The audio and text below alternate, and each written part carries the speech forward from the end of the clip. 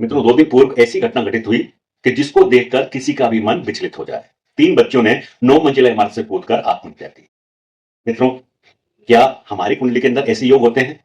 और यदि ऐसे योग होते हैं तो हमें समय से पूर्व ही उनके बारे में जानकारी होनी चाहिए ताकि हम मासूमों की जिंदगी को बचा सकें। आज का कार्यक्रम हमने यही सोचकर तैयार किया कि कुछ मासूमों की जिंदगी इस कार्यक्रम के माध्यम से जो भी लोग देख रहे हैं अपनी अपनी कुंडलियां देखें, अपने बच्चों की कुंडलियां देखें, उनकी जिंदगी को बचाया जा सके।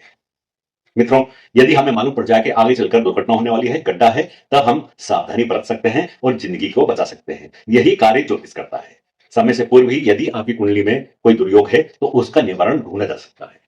तो आज के कार्यक्रम में हम यही सब कुछ जानने का प्रयास करेंगे। कार्यक्रम को लगातार देखिए, अंत तक देखिए, ताकि आप भी आने वाली दुर्घटनाओं से बच सकते हैं। नमस्कार मित्रों, दीपक शर्मा। मित्रों, स्वागत है आप सभी लोगों का हमारे खास और विशेष कुंडली के रहस्य कार्यक्रम में।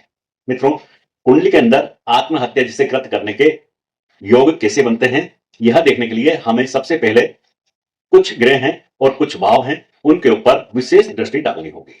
आप भी चाहें तो आपकी कुंडली में भी यह देख सकते हैं या फिर अपने बच्चों की कुंडलियों में यह योग देख सकते हैं। मित्रों, सबसे पहले हमें कुंडली के अंदर चंद्रमा को देखना है, क्योंकि मित्रों हमसे कोई भी काम करवाने के लिए हमें चंद्रमा ही प्रेरित करता है। क्योंकि हम कोई भी कार्य करते हैं तो उसके लिए हमें मन प्रेरित करता है और मन के स्वामी चंद्रमा होते हैं।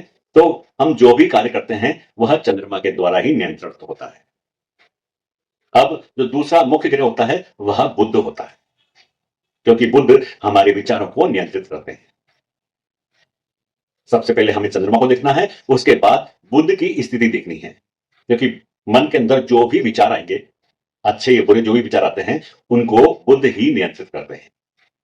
तो हमारी कुंडली में 2 मुख्य ग्रह हैं, चंद्रमा और बुध। इन दोनों को हमें देखना है, इनकी स्थिति को देखना है।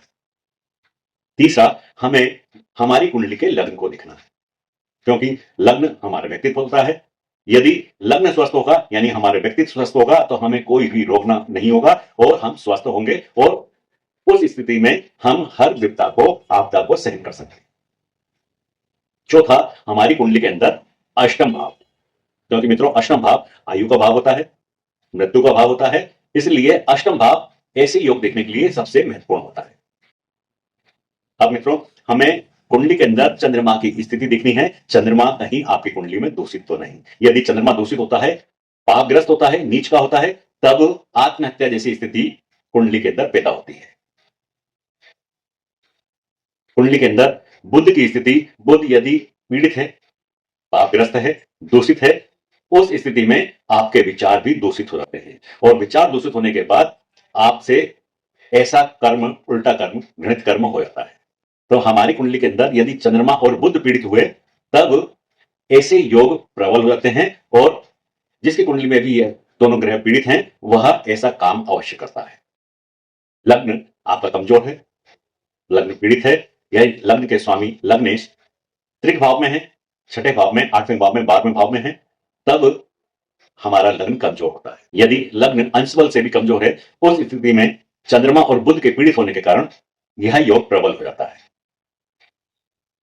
अष्टमेश, अष्टम भाव के स्वामी अष्टमेश बनते हैं। अष्टमेश यदि पाप ग्रहों के साथ युति किए हुए हैं, पाप ग्रहों से त्रस्त हैं, तब आत्महत्या जैसे योग कुंडली के अंदर प्रबल हो जाते हैं। तो इन ग्रहों की स्थिति हमें स्पष्ट रूप से देखनी चाहिए। अब यह दूषित कब होते हैं? चंद्रमा दूषित कब होता है?